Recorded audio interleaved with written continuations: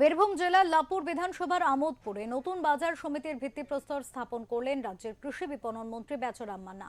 Amodpur rail station সংলগ্ন জায়গায় আগে বাজার বসতো, সেই জায়গা রেল দপ্তর নিয়ে নেয়। তারপর থেকে আমোদপুর এলাকার ব্যবসায়ীরা লাভপুরের বিধায়ক অভিজিৎ সিনহার কাছে দরবার করে যাতে আমোদপুর এলাকায় একটি স্থায়ী বাজার সমিতি করে দেওয়া হয়। ব্যবসায়ীদের দাবি নিয়ে লাভপুরের বিধায়ক মন্ত্রী বেচরাম মান্নার কাছে বিষয়টি উপস্থাপন করেন।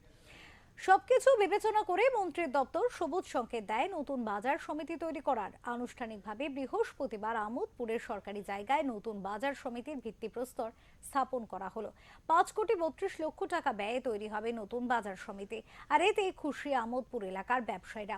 পাশাপাশি সাংবাদিকদের মুখোমুখি হয়ে রাজ্যের কৃষি বিপণন মন্ত্রী বেচরাম মান্না বলেন, বিজেপি এতই পাপ করেছে যে তাদের গীতা পাঠ ছাড়া উপায় নেই। ধন্যবাদ।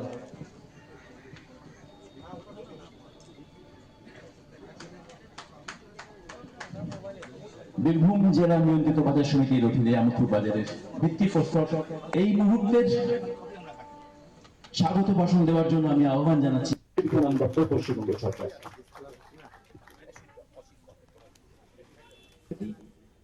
বরণ করা হচ্ছে আমাদের প্রিয় মন্ত্রী শ্রী বেচারাম মান্না।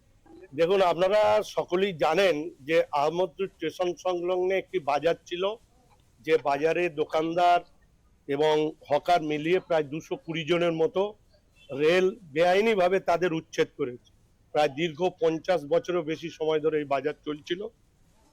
আমাদের রাজ্যের মাননীয় মুখ্যমন্ত্রী তিনি মানবিক, তাই রাজ্যের মাননীয় মুখ্যমন্ত্রীর নির্দেশে আমরা আহমদপুরে আমাদের রাজ্য সরকারের নিজস্ব জায়গায় একটি নিয়ন্ত্রিত বাজার আমরা তৈরি করার জন্য আজকে ভিত্তিপ্রস্তর করলো, যার খরচ হবে 5,32,00,000। আমরা আশা রাখবো যে 220 জনই এখানে দোকান, স্টল এবং হকার ভাইয়েরা তারা জীবিকা নির্বাহ করতে পারে। এখন তারা হচ্ছে বিরোধীরা, বর্তমান এই রাজ্যের বিরোধীরা হচ্ছে কান কাটা। তারা সুবিধে নেয় আবার বিরোধিতা করে, এটা বাংলার মানুষ বোঝে। তাই যত তারা বিরোধিতা করবে তত পায়ের নিচের মাটি তারা সরে যাবে এবং রাজনৈতিকভাবে বিচ্ছিন্ন হবে। আর এ রাজ্যের মাননীয় মুখ্যমন্ত্রী শুধুমাত্র মানুষের কাজ করার জন্য তিনি নয়, মানুষ তাকে চতুর্থবারের জন্য 250-র বেশি আসন নিয়ে মামাটি মানুষের সরকার প্রতিষ্ঠিত করার জন্য বাংলার সমগ্র মানুষ সহযোগিতা।